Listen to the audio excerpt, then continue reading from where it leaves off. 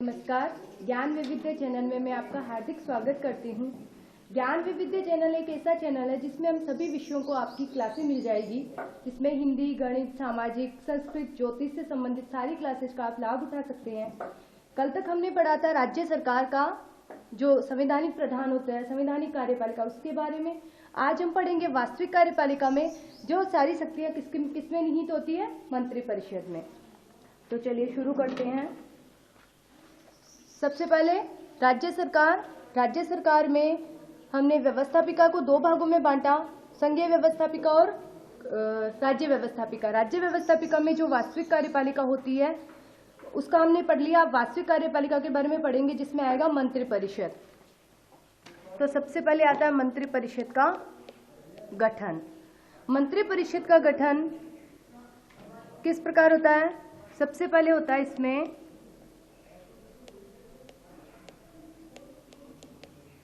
मुख्यमंत्री की नियुक्ति। वास्तविक जो कार्यपालिका होती है, कार्यपालिका के अंदर मैंने आपको बहुत सारे अंग बताए थे कि कार्यपालिका में राज्यपाल और मुख्यमंत्री, मंत्रिपरिषद और मंत्रिमंडल ये होते हैं, लेकिन जो वास्तविक कार्यपालिका होती है वो मंत्रिपरिषद या मुख्यमंत्री में ही निहित होती है। जो राज्यपाल होता है वो संवैधानिक प्रधान होता है और इसी संदर्भ में सारी शक्तियां, जो व्यवहार रूप में जो सारी शक्तियां होती है वो मंत्रिपरिषद के समस्त अधीन आती है। इसीलिए सबसे पहले इसके गठन की चर्चा करेंगे तो इसमें आएगा मुख्यमंत्री की नियुक्ति। मुख्यमंत्री की नियुक्ति कौन से अनुच्छेद में है? अनुच्छेद 164 में। अनुच्छेद 164 में यह कहा गया है कि एक मंत्रिपरिषद, वास्तविक कार्यपालिका के लिए एक मंत्रिपरिषद होगी, राज्यपाल के द्वारा सारी शक्तियां उसमें निहित होने के बावजूद भी राज्यपाल मुख्यमंत्री की नियुक्ति करेगा और मुख्यमंत्री की सलाह से किसका गठन करेगा? मंत्रिपरिषद का। तो मुख्यमंत्री की नियुक्ति किसके द्वारा होती है? राज्यपाल के द्वारा। राज्यपाल के द्वारा अनुच्छेद 164 के तहत मुख्यमंत्री की नियुक्ति की जाती है। ठीक है। सेकंड जो है मंत्रियों का चयन। अब देखिए, मुख्यमंत्री की नियुक्ति हो गई तो मुख्यमंत्री के बाद अब किसकी बारी आ गई? जो अन्य मंत्री है। तो अन्य मंत्रियों का चयन कौन करता है? राज्यपाल। किसकी सलाह पर?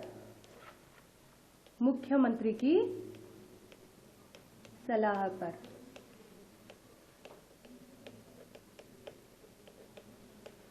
क्योंकि जितने भी मंत्री होते हैं या सदन के सदस्य होते हैं वो विधानसभा या विधानमंडल में किसके करीब होते हैं? ज्यादा मुख्यमंत्री के। तो मुख्यमंत्री का यह दायित्व बनता है कि वह राज्यपाल को उनकी लिस्ट दे, उन व्यक्तियों की लिस्ट दे जो सही हो, मुख्यमंत्री के यानी मंत्रिपरिषद में शामिल होने लायक हो। तो राज्यपाल को वो मुख्यमंत्री क्या करता है? अपनी एक सलाह देता है और सलाह के परामर्श के आधार पर राज्यपाल उन मंत्रियों की नियुक्ति करता है। इसका अर्थ क्या है कि लगभग मुख्यमंत्री की सलाह से होता है। इसका अर्थ है कि मुख्यमंत्री के पास ही सारी शक्तियां निहित होती है। तीसरा है, इसमें एक और है, मंत्रियों की संख्या, यानी कितने मंत्रिपरिषद में, या मंत्रिपरिषद का आकार कह सकते हैं, मंत्रिपरिषद का आकार। अब हम माने कि मंत्रिपरिषद का आकार कैसा होना चाहिए? मंत्रिपरिषद का आकार कैसा होना चाहिए? तो कैसा होना चाहिए? विधानसभा के या सदन के कह सकते हैं हम। सदन कौन से संविधान संशोधन के तहत? 91वें संविधान संशोधन।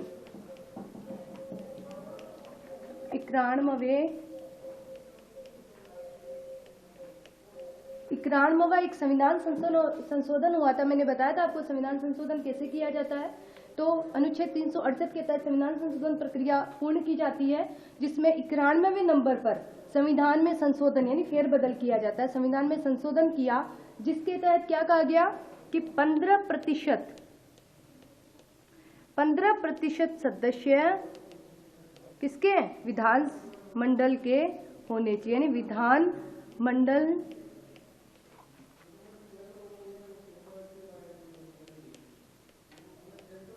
विधानमंडल के 15% सदस्य होने चाहिए, यानी विधानमंडल के संख्या के जो कुल समस्त संख्या है, विधानमंडल की जो समस्त सदस्य संख्या है उसके कितने प्रतिशत होना चाहिए इसका आकार? 15%। 15% मंत्री ही इसमें मंत्रिपरिषद में शामिल होने चाहिए।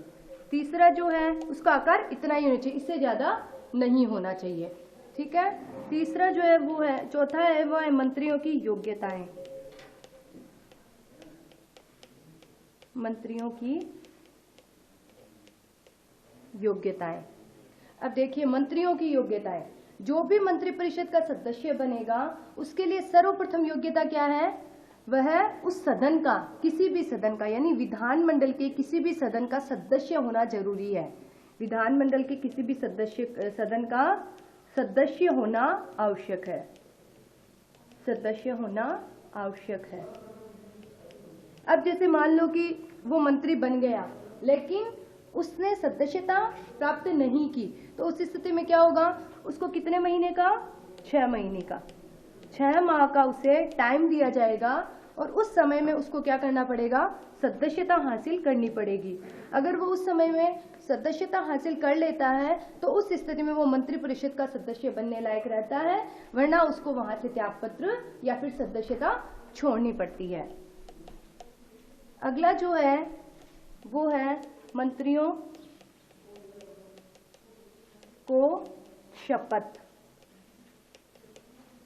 मंत्रियों को शपथ कौन दिलाता है? शपथ, है ना? तो मंत्रियों को शपथ कौन दिलाएगा? राज्यपाल। राज्यपाल के सामने मंत्रिपरिषद के मंत्री और मुख्यमंत्री, राज्यपाल के सामने विधानमंडल के जो दोनों सदन है ना, या फिर कह सकते हैं कि राज्यपाल के सामने मुख्यमंत्री और मंत्रिपरिषद दोनों शपथ लेते हैं। किसकी? 2 तरह की शपथ लेते हैं। पहली है वो तो आएगी कर्तव्य निष्ठा की, यानी मैं अपने कर्तव्य का पूर्ण रूप से पालन करूंगा, ठीक है। और दूसरी आएगी गोपनीयता की। गोपनीयता, गोपनीयता का मतलब होता है गुप्त, यानी जो भी अपने बीच बातचीत होगी मंत्रिपरिषद में, मुख्यमंत्री और मंत्रिपरिषद के बीच जो भी बातचीत होगी वो क्या होगी? गुप्त होगी। उनको आउट नहीं किया जाएगा जब तक वो प्रस्ताव पेश नहीं हो जाता, जब तक वो प्रस्ताव पारित नहीं हो जाता तब तक वह बात या फिर वह जो विषय है ना वो क्या होगा? गुप्त होगा। तो कर्तव्य निष्ठा का मतलब वह अपने कर्तव्य का पूर्ण रूप से पालन करेगा, और गोपनीयता का मतलब वह अपने पद के लिए गुप्त रूप से उस विधानसभा के प्रति क्या होगा? उत्तरदायी, विश्वास पात्र होगा उसका, ठीक है। अब ये हो गया मंत्रियों की शपथ। फिर है मंत्रिपरिषद का कार्यकाल। कितना कार्यकाल होता है? 5 वर्ष। अब इसका कार्यकाल 5 वर्ष क्यों माना गया है? क्योंकि विधानसभा का कार्यकाल भी क्या होता है? 5 वर्ष होता है। विधानसभा का कार्यकाल जितना रहेगा उतना तो इसका रहेगा। इसके अलावा इसको समय से पूर्व भंग भी किया जा सकता है, और वो कैसे किया जा सकता है? वो आपके किया जा सकता है अगर वो विधानसभा के प्रति क्या है? उत्तरदायी न हो। विधानसभा के प्रति उत्तरदायी होना जरूरी है उसे। विधानसभा के प्रति, ये बाद में लिखा दूंगी, अलग पॉइंट हो जाएगा, यानी उसे समय से पूर्व भंग भी किया जा सकता है। समय से पूर्व भंग, ठीक है। समय से पूर्व भंग कैसे किया जा सकता है? कि अगर मुख्यमंत्री कह दे कि भाई किसी भी मंत्री यानी मंत्रिपरिषद में जितने मंत्री है उनमें से किसी एक मंत्री के विरुद्ध भी अगर वो अविश्वास प्रस्ताव ला दे, या कह दे, या उनसे प्रश्न पूछ ले कि भाई तुमने जो कोई भी वाद है या कोई भी विषय है उस पर वो प्रश्न पूछ ले या उस पर आशंका जता दे, तो उस स्थिति में क्या होगा? पूरी की पूरी मंत्रिपरिषद क्या हो जाएगी? भंग हो जाएगी। और वो किसके कहने पर? मुख्यमंत्री के कहने पर। कौन भंग करता है? राज्यपाल। ये अधिकार राज्यपाल के पास है, लेकिन व्यवहारिक तौर से मुख्यमंत्री के पास यह अधिकार, यह शक्ति होती है।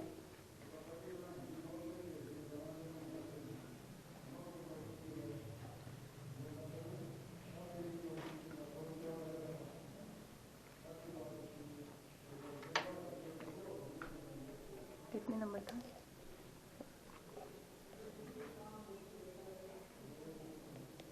अब है सामूहिक उत्तरदायित्व।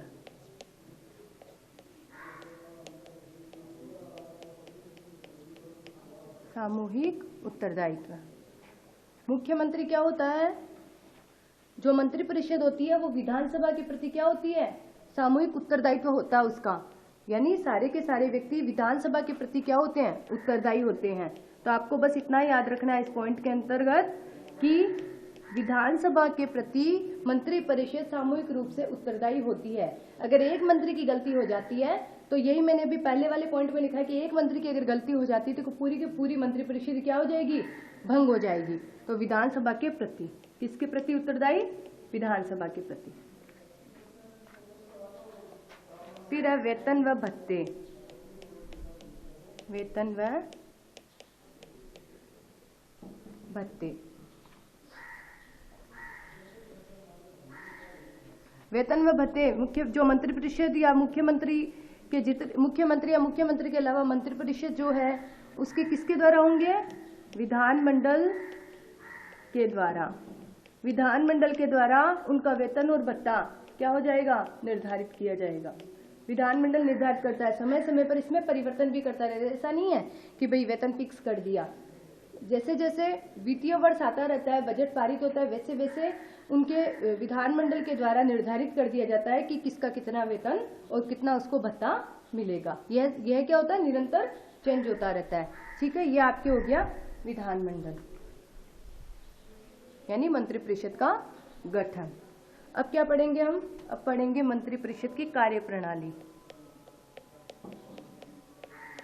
मंत्रिपरिषद की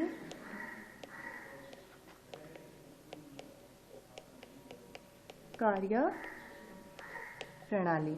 अब मंत्रिपरिषद की कार्यप्रणाली कैसे होती है? कार्यप्रणाली यानी कार्य करने का तरीका। मंत्रिपरिषद की कार्यप्रणाली में सबसे पहले हम लिखेंगे पहले मंत्रियों के प्रकार। तो हम लिखते हैं मंत्रियों की श्रेणियां। मंत्रियों की कितनी श्रेणियां होती है? देखो, एक नंबर पे होता है कैबिनेट मंत्री। ये क्या होता है? सबसे शक्तिशाली मंत्री होते हैं। कैबिनेट मंत्री सबसे शक्तिशाली मंत्री होता है क्योंकि ये क्या होते हैं? मुख्यमंत्री के एकदम करीबी होते हैं और इनको वास्तविक रूप से मंत्रिमंडल भी कहा जाता है। कैबिनेट मंत्री सबसे शक्तिशाली होते हैं। इनसे नीचे होते हैं राज्य मंत्री। राज्य मंत्री जो होते हैं ना, वो इनकी सहायता के लिए होते हैं और कई बार इनको कुछ मंत्रियों को स्वतंत्र प्रभार मतलब स्वतंत्र विभाग भी दे दिए जाते हैं और कुछ मंत्री इन कैबिनेट मंत्री की सहायता भी करते हैं। और तीसरे जो श्रेणी के मंत्री हैं वो है उपमंत्री। उपमंत्री सदैव ही किसकी सहायता करते हैं? कैबिनेट मंत्रियों की सहायता के लिए कार्य करने के लिए तत्पर रहते हैं। 3 तरह के मंत्रियों की श्रेणियां बता दी। अब देखो इसमें किसके बारे में आएगा? मंत्रिपरिषद की कार्य प्रणाली में मंत्रिमंडल, यानी इनको क्या कहा जाता है? मंत्रिमंडल कहा जाता है। मंत्रिमंडल क्या होता है? मंत्रियों का ऐसा मंडल जिसमें मुख्यमंत्री विभिन्न विभागों का बंटवारा करके जो कर्तव्यनिष्ठ और गोपनीयता की शपथ लेते हैं, उन सभी मंत्रियों में से कुछ मंत्रियों को वो क्या करता है? चुन लेता है और एक मंत्रिमंडल का निर्माण करता है। वही मंत्रिमंडल क्या करता है? शासन की नीतियों का निर्धारण करता है। इसके अलावा कैबिनेट मंत्री जितने भी है वो मंत्री क्या करते हैं? अपने पद की और गोपनीयता की शपथ लेते हैं ना, तो वो पद और गोपनीयता की शपथ लेने की वजह से उनके सारे कार्य क्या होंगे? विचार विमर्श के साथ होंगे। अगर किसी भी एक मंत्री की सदन में अगर क्या होता है, जब उनकी दोनों की बैठक होती है, मीटिंग होती है मुख्यमंत्री की और कैबिनेट मंत्रियों की, तो उस समय अगर किसी भी एक मंत्री के द्वारा विवाद कर दिया जाता है तो संयुक्त निर्णय उनके साथ विचार विमर्श किया जाता है और संयुक्त निर्णय के साथ ही क्या होता है? एक निर्णय लिया जाता है और वही निर्णय क्या होता है? पूरे मंत्रिमंडल में मान्य होता है। तो कैबिनेट मंत्री पद की गोपनीयता की और कर्तव्य निष्ठा की शपथ लेते हैं, इसलिए वो अपने कर्तव्य के प्रति और जो भी सदन में बातें होती यानी बैठक में जो भी बातें की जाएगी, जो भी विषय पर चर्चा की जाएगी, वो हमेशा क्या होंगे? गोपनीय होंगे। अब आपके आता मुख्यमंत्री।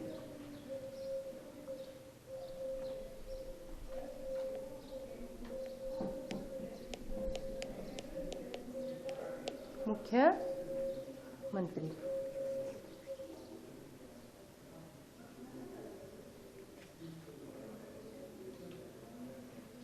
मुख्यमंत्री से पहले उनकी शक्तियां नहीं लिखाई ना आपको, मंत्रिपरिषद की शक्तियां लिखवा लेते हैं।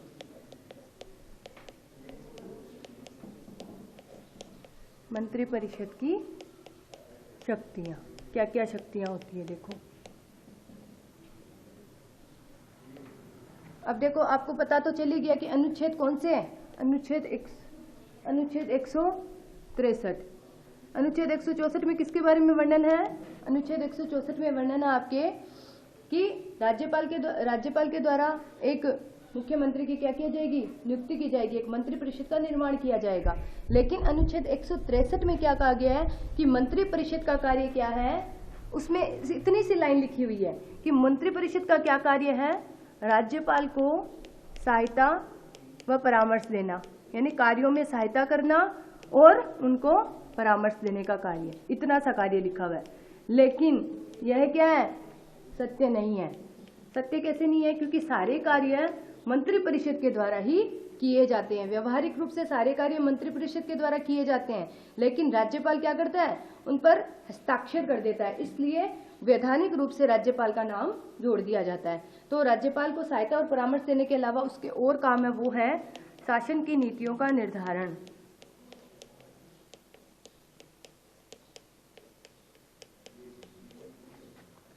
शासन की नीतियों का निर्धारण करना। शासन की नीतियों का निर्धारण का मतलब कि शासन संचालन करने के लिए जितनी भी नीतियां बनाई जाती है, उन नीतियों का, उन विचारों का निर्धारण करने का कार्य कौन करता है? मंत्रिपरिषद और मुख्यमंत्री मिलकर करते हैं। उन पर चर्चा कौन करता है? मुख्यमंत्री और मंत्रिपरिषद। सेकंड जो है वो है मंत्रियों में कार्य विभाजन।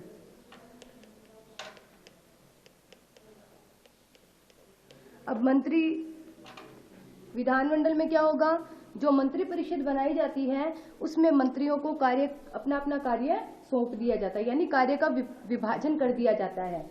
उनको अलग अलग प्रभार दे दिए जाते हैं। जैसे कोई है कृषि कल्याण का, कृषि कल्याण मंत्री है, कोई शिक्षा मंत्री है, कोई ऊर्जा संसाधन मंत्री है, ठीक है, कोई वित्त मंत्री है। तो उसके हिसाब से जैसे जैसे मंत्रियों की कैटेगरी होती है, उनको जिस तरह का काम दे दिया जाता है, उनको वही कार्य बखूबी रूप से करना पड़ता है। तो मंत्रियों में कार्य का विभाजन कर दिया जाता है।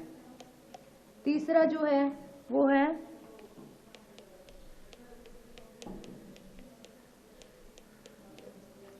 कानून निर्माण में सहायता करना। जितने भी विधेयक बनते हैं, जितने भी विधेयक पर चर्चा की जाती है, जितने भी विधेयकों का निर्माण किया जाता है, उन विधेयकों की तैयारी या उन विधेयकों को तैयार करने का कार्य किसके द्वारा किया जाता है? मंत्रिपरिषद के द्वारा। मंत्रिपरिषद के जो मंत्री है वो उन पर बैठकर चर्चा करते हैं और कौन से राज्य के लिए कौन से कानून सही है और कौन से गलत है, उनका निर्धारण कौन करता है? मंत्रिपरिषद करता है। चौथा जो है वो है उच्च पदाधिकारियों की नियुक्ति।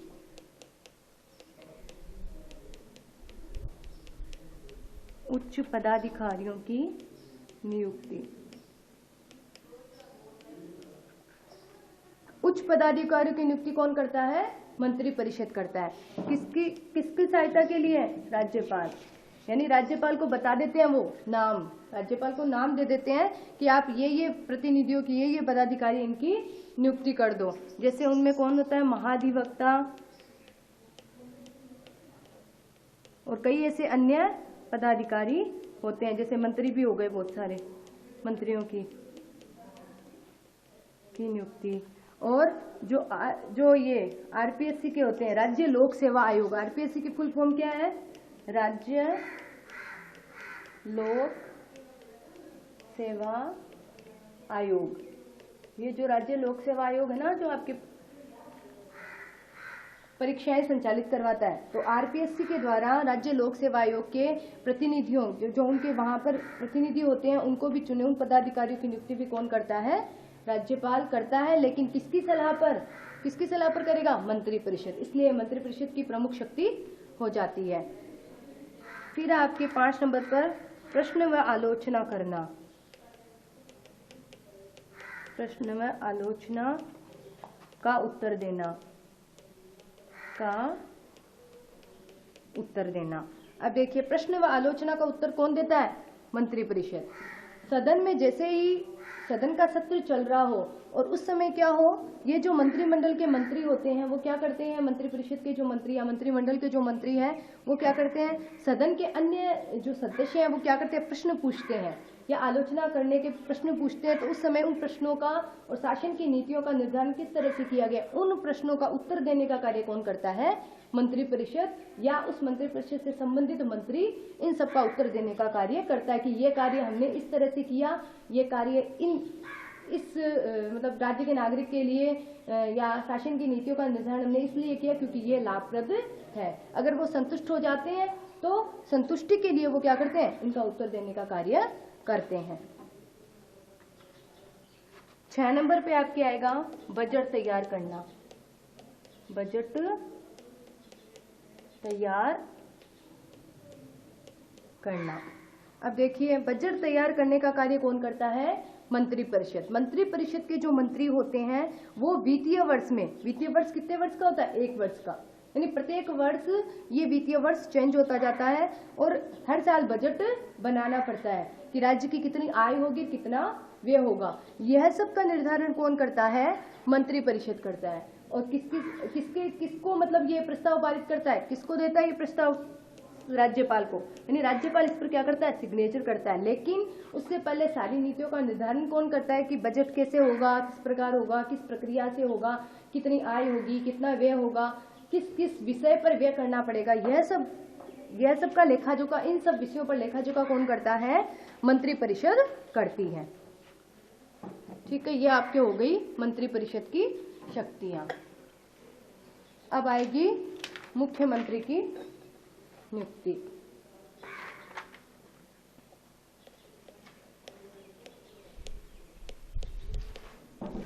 मुख्यमंत्री, अब मुख्यमंत्री है, देखो मंत्रिपरिषद क्या क्या होता है? मेन मंत्रिपरिषद इसी के अंडर में रहकर कार्य करती है मुख्यमंत्री के। तो ये क्या होता है? वास्तविक प्रधान होता है।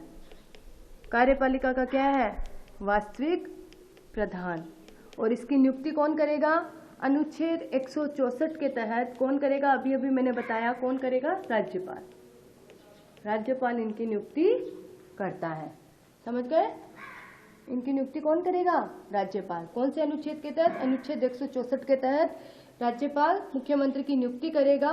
और कैसे करेगा? कि जिसकी सरकार बन रही है, जिसको बहुमत मिला हुआ है सदन में, जिसको बहुमत है, तो बहुमत वाले नेता को वो क्या बना देगा? मुख्यमंत्री बना देगा। इसलिए वो संविधान का क्या हो जाता है, मतलब कार्यपालिका का क्या हो जाता है? राज्य में, राज्य की जो कार्यपालिका होता है उसमें वास्तविक प्रधान हो जाता है। इसकी शक्ति क्या होगी? एक तो मंत्रियों का कार्य विभाजन या कार्य बंटवारा, मंत्रियों को कार्य बंटवारा, हाँ, मंत्रियों को कार्य बांटने का कार्य कौन करता है? कि तुम्हें ये कार्य दिया जाता है, तुम्हें ये विभाग दिया जाता है, सबको अलग अलग विभाग में बांटने का कार्य कौन करता है? कौन करता है? मुख्यमंत्री। नंबर 2 आता है आपके मंत्रियों या उनके विभागों में क्या करने का कार्य है? समन्वय। विभागों में समन्वय। इसका अर्थ क्या है? कि जितने भी मंत्री होते हैं उन मंत्रियों में, देखो उन मंत्रियों में या उन जितने भी विभाग होते हैं उन विभागों में समन्वय स्थापित करना, यानी तालमेल स्थापित करने का कार्य। तालमेल का मतलब क्या होता है? तराजू होता है ना, जिसमें हम बराबर रखते हैं तभी क्या होता है? कोई चीज तुलती है। तो अगर कोई ऊंच नीच हो गई तो मंत्रिपरिषद का उस समय क्या होगा? उस समय मुख्यमंत्री पर क्या हो जाएगा? कुछ ना कुछ उस पर आलोचना ही होने लग जाएगी। इसलिए मुख्यमंत्री क्या करता है? जितने भी मंत्री और जितने भी विभाग है उनमें क्या करता है? समन्वय स्थापित करने का कार्य करता है। सबको एक साथ लेकर, एक इकाई में लेकर चलता है, यानी शासन के विभागों में क्या करता है? समन्वय स्थापित करने का कार्य करता है। फिर है मंत्रिपरिषद का कार्य संचालन। मंत्रिपरिषद का कार्य संचालन। मंत्री परिषद की बैठकों में हिस्सा लेना, बैठक की अध्यक्षता करना और उस बैठक का एजेंडा का मतलब होता है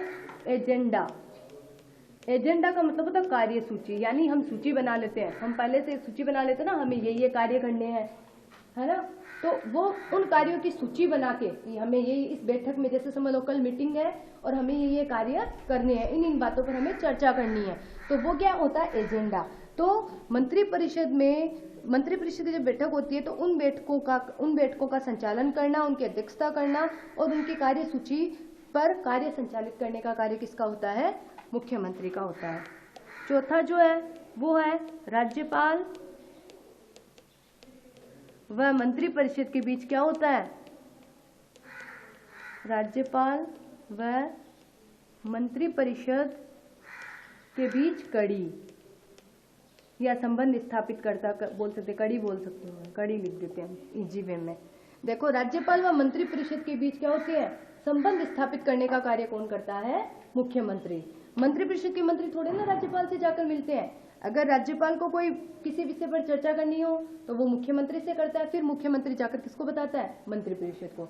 इसी तरह मंत्री परिषद में जो चर्चाएं होती है उन चर्चाओं को कहाँ जाकर बताता है, राज्यपाल को। तो दोनों एक दूसरे से इन दोनों पक्षों को एक दूसरे से जोड़ने का कार्य है, यानी ये क्या है, मिडटोर है ना। तो इसलिए इनको राज्यपाल और मंत्री परिषद के बीच कड़ी का काम सौंपा जाता है या संबंध स्थापित करता भी कहा जाता है। और अंतिम क्या है इसका, विधानसभा का नेता। विधानसभा का नेता, विधानसभा का क्या होता है, ये अपने सदन का नेता होता है, क्योंकि मुख्यमंत्री बहुमत के आधार पर जब चुनकर आ जाता है तो बहुमत की सरकार के आधार पर वह अपनी विधानसभा का, उस सदन का क्या हो जाता है, नेता बन जाता है। ये हो गया आपके मुख्यमंत्री की शक्तियां। अब लास्ट अपना अंतिम टॉपिक बचा है उच्च न्यायालय।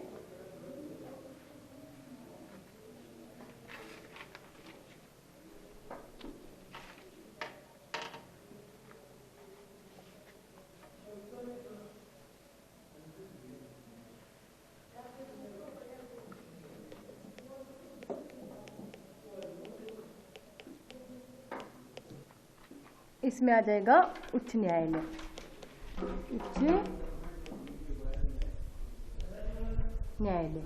ठीक है। उच्च न्यायालय कौन से अनुच्छेद में है, अनुच्छेद 214 में। ये अनुच्छेद याद रख लेना, कुछ एक अनुच्छेद आपके ज्यादा नहीं है, ज्यादा डीपली हमें पढ़ने की आवश्यकता नहीं है 10th क्लास में। अनुच्छेद 214 में आपके उच्च न्यायालय के अंदर अनुच्छेद 214 में यह कहा गया है कि किसी भी राज्य में एक उच्च न्यायालय होगा। ठीक है, हर प्रत्येक राज्य में एक एक उच्च न्यायालय होगा। इसके अलावा सर्वोच्च न्यायालय तो एक ही है, तो किसी भी राज्य में एक एक उच्च न्यायालय होगा। कहीं कहीं दो राज्यों या दो या दो से अधिक राज्यों के लिए भी एक उच्च न्यायालय की स्थापना या व्यवस्था की गई है। तो अनुच्छेद 214 के अनुसार प्रत्येक राज्य में एक उच्च न्यायालय होगा। वर्तमान में अपने कितने हैं, वर्तमान में उच्च न्यायालय कितने हैं, याद रख लेना 25।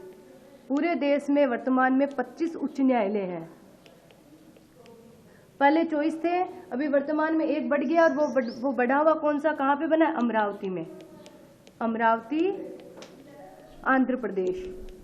जो नया है ना, समझ लो क्वेश्चन आ जाए आपके कि कितने उच्च न्यायालय, नया जो उच्च न्यायालय उसका नाम बताइए, तो कहाँ पर बना है, ये अमरावती आंध्र प्रदेश में नया उच्च न्यायालय बना है, उसकी व्यवस्था की गई। तो कुल टोटल कितने हो गए, अब 25 उच्च न्यायालय हो चुके हैं। अपने राजस्थान में देखो, राजस्थान का उच्च न्यायालय का बता देती हूँ। राजस्थान उच्च न्यायालय कहाँ पर है, जोधपुर। खंडपीठ कहाँ है इसकी, जयपुर।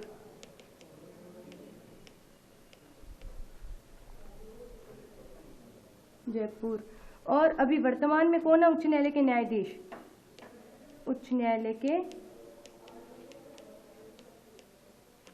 न्यायाधीश कौन है, 37वें, अभी 37वें न्यायाधीश है। और कौन से हैं वो, इंद्रजीत, श्रीमान इंद्रजीत मोहंती। श्री इंद्रजीत मोहांती है अभी वर्तमान में अपने उच्च न्यायालय के न्यायाधीश। ठीक है, अक्टूबर में इन्होंने ली थी शपथ। अब आपके आएगा उच्च न्यायालय में उनका गठन। अब इससे पहले एक और बता देती हूँ कि 1862 में सबसे पहले उच्च न्यायालय की स्थापना की गई थी। उससे पहले अपने भारत में नहीं थे। 1862 में सबसे पहले उच्च न्यायालय की स्थापना कहाँ की? बॉम्बे, मद्रास और कलकत्ता, इन 3 जगहों पर उच्च न्यायालय की स्थापना की गई थी। उसके बाद 1866 में इलाहाबाद में की गई थी। ये बस 2-3 लाइन आप याद रख लेना उच्च न्यायालय के बारे में कि उच्च न्यायालय में वर्तमान में 25, पूरे भारत में 25 उच्च न्यायालय हैं। अनुच्छेद 214 के अंतर्गत उच्च न्यायालय की व्यवस्था की गई है। राजस्थान उच्च न्यायालय जोधपुर में है, उसकी खंडपीठ जयपुर है। उच्च न्यायालय के न्यायाधीश वर्तमान में श्री इंद्रजीत मोहांती है। 1862 में सबसे पहले बॉम्बे, मद्रास और कलकत्ता, इन तीनों जगहों पर एक साथ ही उच्च न्यायालय की स्थापना हुई थी। और उसके बाद 1866 में इलाहाबाद में एक नए उच्च न्यायालय की स्थापना हुई। अभी वर्तमान में 25 है। ठीक है, अब हम पढ़ेंगे उच्च न्यायालय का गठन। इसमें कितने सदस्य होते हैं, उच्च न्यायालय में न्यायाधीश कितने होते हैं, इनका गठन, इनका कार्यकाल, इनका वेतन, इनके भत्ते। गठन तो सबसे पहले इनकी नियुक्ति कौन करता है? उच्च न्यायालय में नियुक्ति कौन देता है? नियुक्ति न्यायाधीशों की नियुक्ति अनुच्छेद 216। अनुच्छेद 216 के तहत उच्च न्यायालय में न्यायाधीशों की नियुक्ति की जाएगी। किसके द्वारा? राष्ट्रपति के द्वारा। देखो, राष्ट्रपति करता है, राज्यपाल नहीं करता है, ये याद रखना। उच्चतम न्यायालय की भी राष्ट्रपति करता है, उच्चतम न्यायालय के जो न्यायाधीश होते हैं उसकी भी राष्ट्रपति करता है, और उच्च न्यायालय के न्यायाधीश की भी राष्ट्रपति करता है। राष्ट्रपति के द्वारा उच्च न्यायालय के न्यायाधीश की नियुक्ति की जाती है। और उसके बाद किसकी? उसके बाद उच्च न्यायालय के अन्य न्यायाधीश होते हैं ना, जो अन्य न्यायाधीश, उच्च न्यायालय के अन्य न्यायाधीशों की नियुक्ति, अन्य न्यायाधीशों की नियुक्ति में किसको शामिल करते हैं? उच्च न्यायालय के न्यायाधीश को। यानी सबसे पहले तो उच्च न्यायालय के न्यायाधीश की नियुक्ति करेंगे। उसके बाद जो अन्य न्यायाधीश है उच्च न्यायालय के, उन न्यायाधीशों की नियुक्ति करने के लिए राष्ट्रपति क्या करेगा? उच्च न्यायालय का जिसकी नियुक्ति की थी ना, उसकी सलाह लेंगे। फिर पूछेंगे कि भाई किन किन को हम अन्य न्यायाधीश, यानी तुम्हारी सलाह के लिए, आपकी सलाह के लिए अन्य न्यायाधीशों की कौन कौन सबसे बेस्ट है, उनको अन्य न्यायाधीश के रूप में हम स्थान दे सकें। ठीक है, फिर आएगा 2 नंबर पे योग्यता। उच्च न्यायालय की योग्यता कौन से? अनुच्छेद 217 में है। अनुच्छेद 217 के अंतर्गत उच्च न्यायालय के न्यायाधीश की योग्यता है। क्या क्या योग्यता है नीचे? सबसे पहले तो यही लाइन आप याद रखना, वह भारत का क्या हो? नागरिक। प्रत्येक के अंदर ये लाइन आएगी, वह भारत का नागरिक हो। सेकंड, उसे 10 वर्ष का क्या हो? अनुभव हो। किसमें? न्यायिक कार्यों का अनुभव हो। ठीक है, और इसके अलावा 10 वर्ष का क्या हो? या 10 वर्ष वो क्या हो? एडवोकेट रहा हो। एडवोकेट, किसी भी उच्च न्यायालय में वो 10 वर्ष तक एडवोकेट रहा हो, या 10 वर्ष तक कोई न्यायिक कार्य किया हो, या फिर भारत का नागरिक हो। यह उसके लिए क्या होनी चाहिए? योग्यता होनी चाहिए, तभी वो उच्च न्यायालय का न्यायाधीश बनने योग्य हो सकता है। ठीक है, तीसरा जो है वो है उनका कार्यकाल। कार्यकाल आपके आता है कितने वर्ष की आयु? 62 वर्ष की आयु। उच्च न्यायालय के न्यायाधीश की आयु कितनी होनी चाहिए? 62 वर्ष। यानी 62 वर्ष की आयु तक, 62 वर्ष की, सर्वोच्च न्यायालय की तो 65 वर्ष है, इनकी कितनी है? 62 वर्ष। 62 वर्ष की आयु तक इनको अपना कार्यकाल सौंपा जाता है। इसके अलावा इनको बीच में त्यागपत्र भी ये दे सकते हैं। और त्यागपत्र किसको देते हैं? राष्ट्रपति को। त्यागपत्र किसको देंगे? राष्ट्रपति को। और इन पर कदाचार या अक्षमता का भी अगर आरोप लगाते हैं तो कौन लगाता है? राष्ट्रपति। यानी कुल मिला के बात क्या हो गई कि उच्च न्यायालय के न्यायाधीश की नियुक्ति कौन करता है? राष्ट्रपति। इसके अलावा उनको वो त्यागपत्र किसको देंगे? राष्ट्रपति को। और उन पर अक्षमता और कदाचार का आरोप कौन लगा सकता है? वो सिद्ध हो जाए तो उनको वहां से कौन हटा सकता है? राष्ट्रपति। ठीक है, इसमें राज्यपाल का सिर्फ एक ही रोल है उच्च न्यायालय में, और वो रोल क्या है? उनको शपथ दिलाने का कार्य है। सिर्फ शपथ ही दिलाता है राज्यपाल, इसके अलावा सारे कार्य राष्ट्रपति के द्वारा ही किए जाते हैं। शपथ दिलाने का कार्य कौन करता है? राज्यपाल। राज्यपाल उच्च न्यायालय के न्यायाधीश को शपथ दिलाने का कार्य करता है। ठीक है, ये आता है आपके अनुच्छेद 219 में। यह व्यवस्था किसके अंतर्गत की गई है? अनुच्छेद 219 के अंतर्गत। फिर आपके आएगा वेतन। इनका वेतन कितना होना चाहिए, और वेतन के बारे में आता है अनुच्छेद 221 में। अनुच्छेद 221 में यह व्यवस्था की गई है कि उच्च न्यायालय के न्यायाधीश को कितने रुपए? 2.5 लाख। उच्च न्यायालय के न्यायाधीश की कितनी होनी चाहिए? 2.5 लाख रुपए। ठीक है, और उच्च न्यायालय के अन्य न्यायाधीशों की 2.25 लाख रुपए। 2.25 लाख रुपए सैलरी होती है। ये होती है उच्च न्यायालय के न्यायाधीश की, या यहाँ लिख देती हूँ मुख्य न्यायाधीश, और ये होते हैं अन्य न्यायाधीश। मुख्य न्यायाधीश की 2.50 लाख और इनकी 2.25 लाख रुपए इनका वेतन होता है। अब है इनका स्थानांतरण। स्थानांतरण मतलब इनकी जगह परिवर्तन। जैसे वो जोधपुर के या फिर राजस्थान के उच्च न्यायालय के न्यायाधीश हैं, तो उनको किसी दूसरे राज्य का उच्च न्यायालय बनाने का कार्य किसके द्वारा किया जाता है? राष्ट्रपति के द्वारा। ठीक है, उनको दूसरी जगह भी भेजा जा सकता है। और यह कौन से अनुच्छेद में आता है? अनुच्छेद 222 के अंतर्गत। अनुच्छेद 222 में व्यवस्था की गई है कि उनका स्थानांतरण भी किया जा सकता है। ठीक है, अब आपके लास्ट इनकी शक्तियां पढ़ लेते हैं। इनको क्या क्या क्षेत्राधिकार दिया गया है? उच्च न्यायालय का क्षेत्राधिकार, क्या क्या क्षेत्र इनको क्षेत्र का अधिकार दिया हुआ है? पहला होगा प्रारंभिक क्षेत्राधिकार। उसमें भी था ये प्रारंभिक यानी मूल। इनका मूल कार्य क्या होना चाहिए? मेन कार्य क्या होना चाहिए इनका? तो प्रारंभिक क्षेत्राधिकार के अंतर्गत क्या आएगा? प्रारंभिक क्षेत्राधिकार को ही मूल क्षेत्राधिकार कहते हैं। उसके अंदर आएगा वादों की सुनवाई करना। वादों की सुनवाई करने का कार्य इनका मेन कार्य होता है। इसके अलावा बहुत सारे अलग अलग कार्य भी दिए जाते हैं। जैसे उच्च न्यायालय के जितने भी वाद है उन सब की सुनवाई करने का कार्य उच्च न्यायालय के द्वारा किया जाता है। इसके अलावा राजस्व से संबंधित अन्य जो विषय है ना, में राजस्व एकत्रीकरण, राजस्व यानी क्या होता है? कर लेना, टैक्स से संबंधित जितने भी विवाद होते हैं वो सब उच्च न्यायालय में उनकी सुनवाई की जाती है। इसके अलावा विवाह से संबंधित, विवाह विधि, विवाह के जो कानून से संबंधित है ना जितने भी विषय, उन सब पर सुनवाई करने का कार्य उच्च न्यायालय का होता है। इसके अलावा विवाह विच्छेद यानी तलाक से संबंधित जितने भी वादों की सुनवाई है वो सब उच्च न्यायालय के क्षेत्राधिकार में आती है। ठीक है, और मूल अधिकारों से संबंधित, ये मूल अधिकारों का जैसे अलग से टॉपिक है अगले पॉइंट में।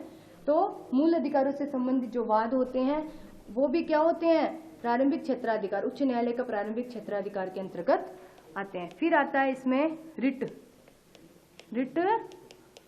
अधिकारिता। रिट का अधिकार है इन्हें। रिट का मतलब होता है याचिका। रिट का अर्थ क्या होता है? याचिका। मैंने आपको बताया था मूल अधिकारों के अंतर्गत जो सबसे लास्ट का मूल अधिकार है संवैधानिक उपचारों का अधिकार। उसमें क्या दिया गया है? बंदी प्रत्यक्षीकरण, परमादेश, प्रतिषेध, उत्प्रेषण और अधिकार कक्षा। ये 5 प्रकार की रिट प्रदान की गई है। तो उच्च न्यायालय को अनुच्छेद जो सर्वोच्च न्यायालय, उच्चतम न्यायालय, उनको अनुच्छेद 32 के तहत यह अधिकार दिया गया है। लेकिन इनको क्या है? इनको भी अलग से अधिकार दिया गया है, और वह अधिकार है अनुच्छेद 226 के अंतर्गत।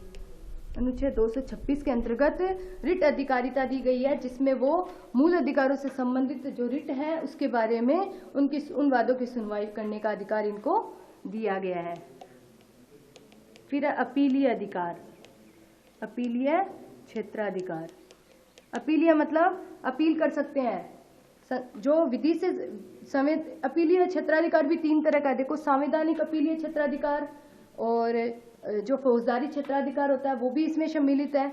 तो अपीलीय क्षेत्राधिकार का मतलब है कि संविधान से संबंधित विधि का कोई उल्लंघन कर देता है तो उससे संबंधित वादों की सुनवाई कहाँ होगी? उच्च न्यायालय में होगी। ठीक है। चौथा जो पॉइंट है वो है आपके अभिलेख न्यायालय। अभिलेख न्यायालय, और यह किसके अंतर्गत कहा गया? अनुच्छेद 215 के तहत। अनुच्छेद 215। अनुच्छेद 215 में, यह मैंने पहले भी बताया था, अभिलेख न्यायालय क्या होते हैं। अभिलेख न्यायालय का मतलब है कि इनके निर्णय क्या होंगे? सर्वमान्य होंगे। राज्य के अंदर जैसे सर्वोच्च न्यायालय में जो निर्णय ले लिए जाते हैं, फिर उन निर्णयों के विरुद्ध में कोई अपील नहीं कर सकता, उन निर्णयों को मानना ही पड़ता है, वो हो गए अभिलेख न्यायालय। उसी तरह राज्य में उच्च न्यायालय को भी यह अधिकार दिया गया है कि उनके उन्होंने जिस विषय पर उन्होंने निर्णय दिया है वह निर्णय क्या होगा? सर्वोपरि होगा, सर्वमान्य होगा। इसीलिए उस न्यायालय को, यानी इस उच्च न्यायालय को क्या कहा जाता है? अभिलेख न्यायालय। इनके जो निर्णय वो मिटाए नहीं जा सकते, सभी को ये क्या होंगे? मानने पड़ेंगे। फिर है न्यायिक पुनरावलोकन। न्यायिक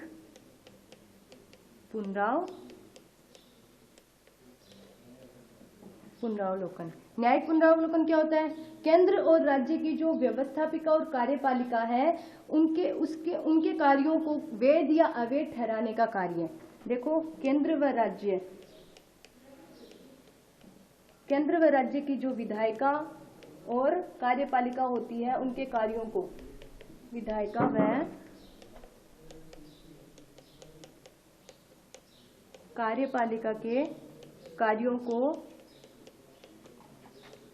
वैध और अवैध का मतलब होता है सही या गलत, यानी उन्होंने जो कार्य किए हैं वो कार्य देश के हित में है या नहीं, राज्य के हित में है या नहीं। अगर वो राज्य के हित में है तो वो क्या है? सही है, वैध है। और अगर वो राज्य के हित में नहीं है तो उनको अवैध घोषित करने का कार्य कौन करता है? उच्च न्यायालय को यह शक्ति प्रदान की गई है। ठीक है। और अब अपना सारा कार्य हो गया है।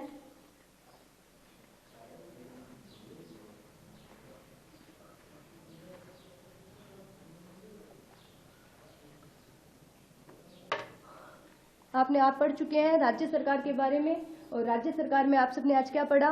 मुख्यमंत्री, मंत्रिपरिषद, मंत्रिमंडल, उनकी शक्तियां, उनका गठन, उच्च न्यायालय का गठन और उच्च न्यायालय को प्राप्त शक्तियां। मैं आशा करती हूँ आपको समझ में आया होगा। धन्यवाद।